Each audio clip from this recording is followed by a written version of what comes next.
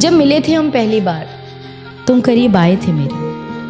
तुम्हें मैं अच्छी लगने लगी थी और मैं भी तुम्हें पसंद करने लगी थी। तब तुम्हें मेरे साथ वक्त बिताना अच्छा लगता था और मुझे भी तुमसे किया हर वादा सच्चा लगता था। घंटों घंटों फ़ोन पर बातें किया करते थे तुम और मुझसे मिलने के बाद अक्सर लेट सोया करते थे तुम।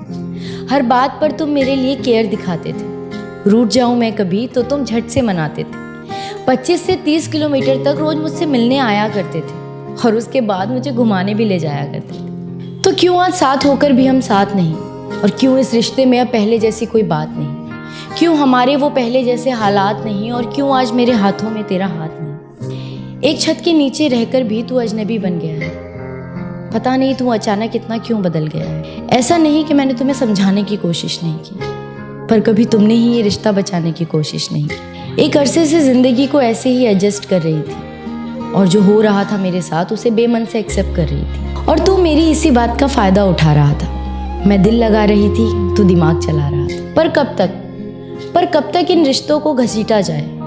जहाँ चलना भी हो मुश्किल, वहाँ भला कैसे दौड़ा जाए? पर अब सच बताऊं तो बहुत थक चुकी हूँ मैं, और इस घिसी पिटी जिंदगी से पक चुकी हूँ। मैं जानती हूँ कि मुझे कोई समझ नहीं पाएगा। टूटा था पहले भी ये दिल, एक बार फिर से टूट जाएगा। पर इस बार मैं खुद से एक वादा करूंगी, दूसरों से कम और खुद से प्यार ज्यादा करूंगी। मैं हंसती रहती हूँ अक्सर, इसलिए कोई जान नहीं पाता, और इस हंसी के पीछे का दर्द कोई पहचान नहीं पाता। अब किसी को इतना पास नहीं लाऊंगी मैं, अब किसी को इतना पास नहीं लाऊंगी मैं, और किसी को इतना खास नहीं बनाऊंगी मैं। और ज़रूरी नहीं कि ज़बरदस्ती रिश्तों को निभाया जाए, झूठी मुस्कुराहटों से बेमतलब सबको हंसाया जाए।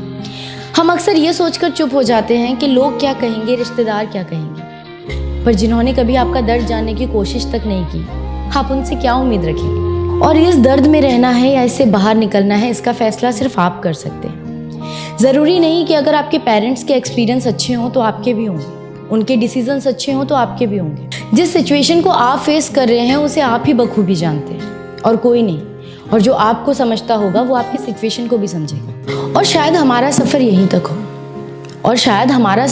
तक हो, ये सोचकर अच्छी मेमोरीज को अपनी डायरी में रखकर उस चैप्टर को बंद कर देना चाहिए। क्योंकि हो सकता है आपकी किताब में कहानी नहीं किस्से हों, और अगर आप चाहते हैं कहानी लिखना तो आपको अपनी कहानी का मेन हीरो खुद बनना होगा। क्योंकि अगर आप किसी और को अपनी कहानी का मेन हीरो बनाएंगे तो आपकी कहानी अधूरी रह सकती है, लेकिन अगर आप खुद अपनी कहानी का हीरो बनेंगे तो आपकी कहानी ज़रूर मुकम्मल होगी।